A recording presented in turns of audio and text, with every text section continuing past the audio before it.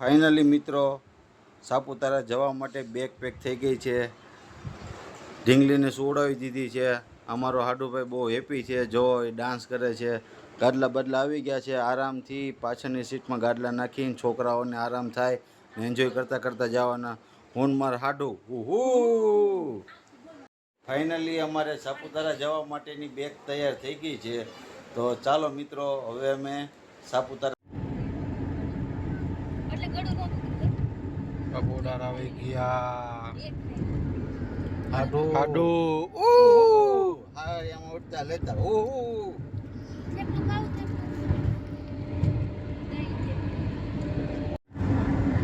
હું મારા હાડુ સાપુતારા જતા હારિયામાં ઉડતા લેતા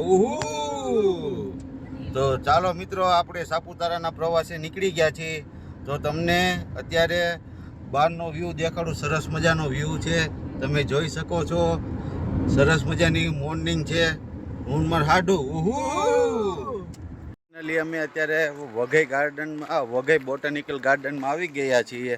અને હવે આ છોકરા બોકરા બધા થાકી ગયા છે.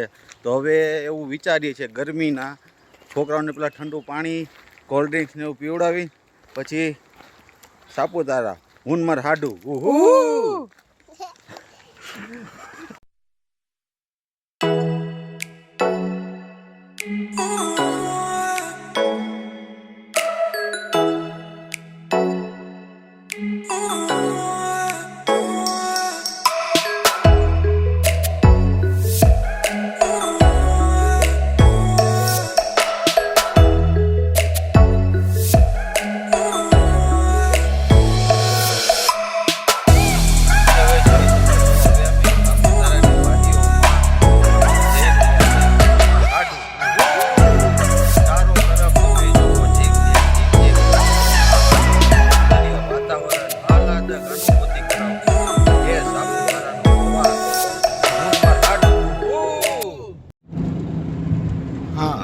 ટેકરા અને જોતો ખરા સરસ મજાનું.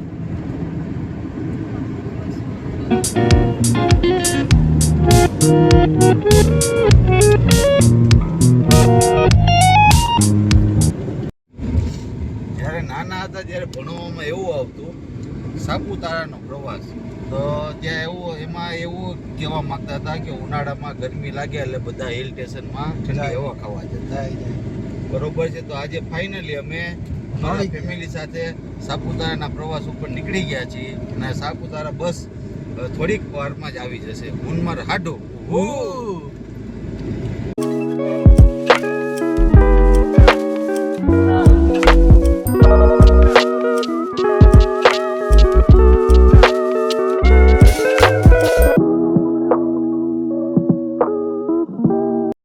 હું માર સાઢુ.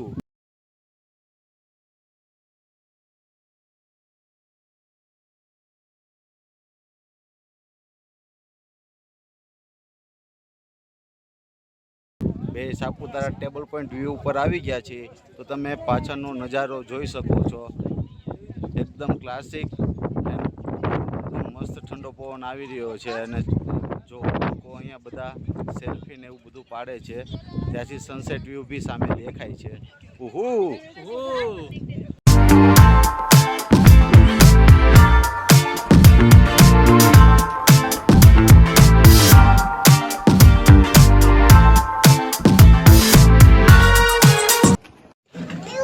ચાલો ટેબલ પોઈન્ટની મેગી ખાવા, વેજીટેબલ મેગી ખાવા. હું માર હાડુ મેગી ખાવા.